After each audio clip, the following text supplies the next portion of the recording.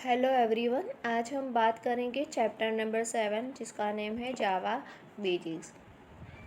ये जो जावा है वो उसका नाम तो आपने सुना ही होगा कि जावा क्या है। जावा स्क्रिप्ट, जावा, पाइथन, सी प्लस प्लस, ऐसे नाम तो आपने सुना ही होगा। ओके, तो फर्स्ट आपको पता होना चाहिए कि जावा क्या है। तो जो जावा वर्ड्स है वो चैप्टर नंबर 6 में भी आ गया था। आपको याद होगा कि हमने दो टाइप की लैंग्वेज के बारे में बात की थी। दो टाइप की लैंग्वेज होती है, फर्स्ट है स्ट्रक्चर या प्रोसीजर लैंग्वेज और सेकंड है object oriented programming language. Okay, और ऑब्जेक्ट ओरिएंटेड प्रोग्रामिंग लैंग्वेज है उसमें मैंने एग्जांपल दिया था आपको कि जो जावा है, पाइथन, रूबी, ये सारे कैसे लैंग्वेज है, जावा ओरिएंटेड लैंग्वेज है, मतलब कि ऑब्जेक्ट ओरिएंटेड प्रोग्रामिंग लैंग्वेज आप बोल सकते हो। ओके, तो ऑब्जेक्ट ओरिएंटेड प्रोग्रामिंग में क्या आएगा, जावा, देन जावा स्क्रिप्ट है, रूबी, पाइथन, ये सारे ऑब्जेक्ट ओरिएंटेड प्रोग्रामिंग की लैंग्वेज है। ओके, फर्स्ट ऑफ ऑल आपको ये लगता होगा कि जो ये जावा है एंड जावा स्क्रिप्ट है दोनों क्या है, डिफरेंट है। जावा क्या है, तो जावा is an object oriented programming language. Okay, while Java script is an object oriented scripting language. दोनों ऑब्जेक्ट ओरिएंटेड है लेकिन जो जावा है वो प्रोग्रामिंग लैंग्वेज है एंड जो जावा स्क्रिप्ट है वो वन टाइप की स्क्रिप्टिंग लैंग्वेज है। ओके, ये क्लियर हो गया।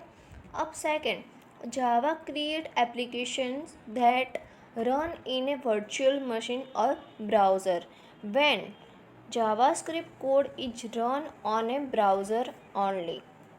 तो सेकंड डिफरेंस ये है कि जो जावा की एप्लीकेशन है, Java create an application that run in a virtual machine और ब्राउज़र।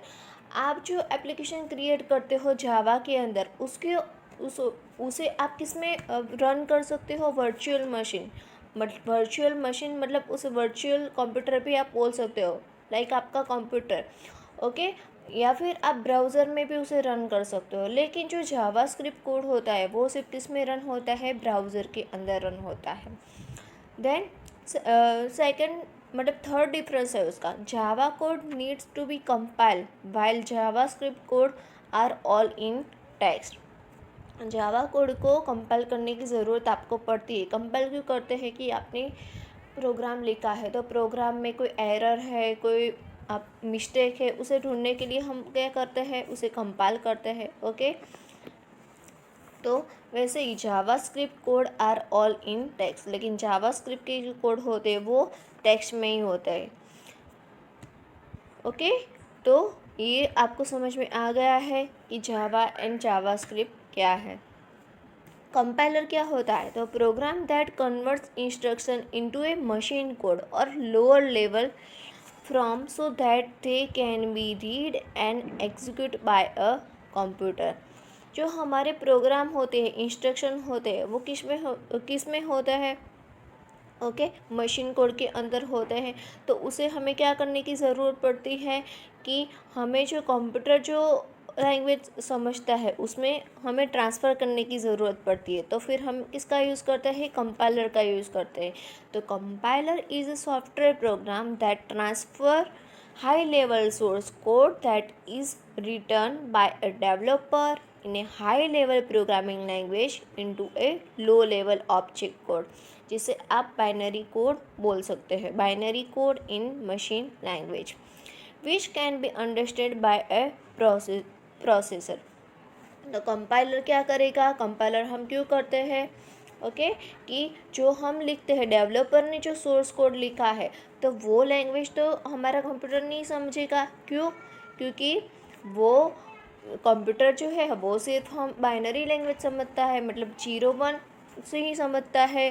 तो हमें क्या करना पड़ता है कि हमें कंपाइलर करना पड़ता है। ओके, देन इंटरप्रेटर क्या है, तो इंटरप्रेटर क्या करेगा, compiler is a translator which transforms source language into object language.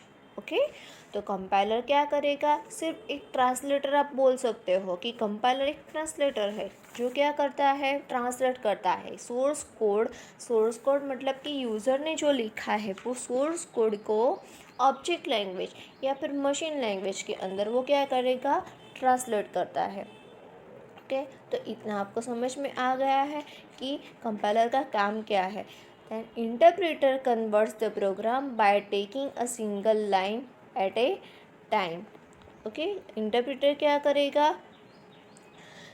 एक डिफरेंस हम समझते हैं कि another difference is that compiler converts the whole program in one go. On the other hand, interpreter converts the program by taking a single line at a time.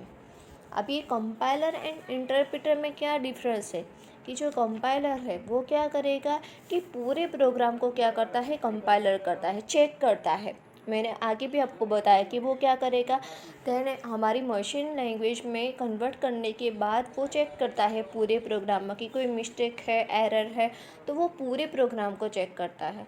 लेकिन जो interpreter है वो क्या करेगा, interpreter converts the program by taking a single line at a time. वो particular single line को लेके वो क्या करता है, कन्वर्ट करता है, चेक करता है, एरर को चेक करता है। ओके, तो compiler and interpreter is a software which and also called at the type of language and translator. तो उसे आप सॉफ्टवेयर भी बोल सकते हो या फिर ट्रांसलेटर भी बोल सकते हो। ओके, तो आपको ये समझ में आ गया कि जावा एंड जावास्क्रिप्ट क्या है, कंपाइलर क्या है एंड इंटरप्रेटर क्या है। ओके, अब नेक्स्ट हम जावा के बारे में बात करेंगे कि ये जो जावा है वो किसने डेवलप किया था। पहले सी आया, देन C++, उसके बाद क्या आया, जावा आया।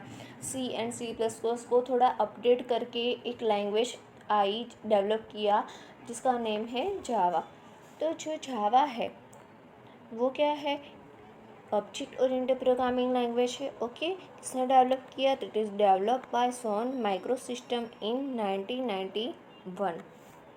देन वो किसने डेवलप किया, कौन से इंसान ने, तो James Gosling and Patrick Naughton, भी आप उसे बोल सकते हो कि Patrick Naughton and James Gosling ने उसे क्या किया, डेवलप किया। It is a simple programming language writing, compiling and debugging a program in easy in Java। जावा के अंदर प्रोग्राम को लिखना इजी है, कंपाइल आप इजी कर सकते हो, कंपाइल इजी कर सकते हो प्रोग्राम को, डिबगिंग भी इजी है उसके अंदर। ओके, उसका बेनिफिट क्या है, किसमें हेल्प करता है, तो it helps to create modular program and reusable code. Java क्या क्या बेनिफिट है कि आप कोड को रीयूज़ कर सकते हो, मॉड्यूलर प्रोग्राम क्रिएट कर सकते हो, तो ये सब उसके बेनिफिट है। तो हम क्या याद रखेंगे, कौन से MCQ कि जावा को किसने डेवलप किया, तो सन माइक्रोसिस्टम ने। सेकंड MCQ कौन से ईयर में, 1991 के अंदर डेवलप किया। ओके, वो कैसी लैंग्वेज है, इजी लैंग्वेज है, किसमें हेल्प करती है, create modular program and reusable code. Next, Java is an object oriented language. Okay, ये भी पता चल गया आपको, वो कैसे, object oriented programming is a way of organising program as a collection of object each of which represent an instance of a class. क्या है ये, कलेक्शन ऑफ ऑब्जेक्ट। हमने आगे के चैप्टर में ऑब्जेक्ट क्या है, क्लास क्या है, वो मैंने पढ़ाया था आपको। ओके, आपको याद ही होगा कि ऑब्जेक्ट क्या है, क्लास क्या है। ऑब्जेक्ट दो तरीके के हो सकते हैं, जो वर्ल्ड में जो भी आपको दिखता है रियल एंटिटी, उसे आप ऑब्जेक्ट बोल सकते हो। ओके, क्लास क्या है वो भी पढ़ा था। देन फॉर स्पेसिफिक प्रॉपर्टी मैंने आपको बताई थी, जिसे आप फॉर मेन कॉन्सेप्ट भी बोल सकते हो ऑब्जेक्ट ओरिएंटेड प्रोग्रामिंग है कि कौन से है, for abstraction, encapsulation, inheritance and polymorphism. Next फिर से हम बात करते हैं जावा के बारे में कि Java is object oriented programming language develop by Sun microsystem in 1991। Company best known for its high end unique work station ने उसे डेवलप किया था। ओके मतलब ये बोल सकते हैं कि यूनिक वर्क स्टेशन के लिए सन माइक्रो सिस्टम थ्रू उसे डेवलप किया था। ओके हाई लेवल पे यूनिक वर्क स्टेशन के लिए किसने डेवलप किया था? सन माइक्रो सिस्टम ने डेवलप किया था। ओके और मॉडल्ड आफ्टर C++, मतलब कि ये भी आ सकता है ना कि जावा मतलब कौन से लैंग्वेज की मॉडल है, तो C++ की आफ्टर वो मॉडल लैंग्वेज है। तो Java language is design to be small, simple and portable across platform and operating systems. मतलब ये बोल सकते हैं कि जो जावा है वो ऐसे डिज़ाइन की गई है कि स्मॉल है, सिंपल, पोर्टेबल, प्लेटफॉर्म इंडिपेंडेंट है। ओके मतलब क्या कि means run on any operating system like window, Linux, Mac etcetera और easily fast, efficient and support wide range of hardware device. जो जावा है ना वो इतनी इसे डेवलप की गई है कि वो स्मॉल है, सिंपल है, पोर्टेबल है, जिससे क्या फ़ायदा होता है कि आप कोई भी ऑपरेटिंग सिस्टम के अंदर उसे रन कर सकते हो। Okay fast, efficient and hardware device को भी वो सपोर्ट करती है mostly, both at the source and at the binary level. Okay so it is called platform independent, so इसे हम प्लेटफॉर्म इंडिपेंडेंट बोल सकते हैं।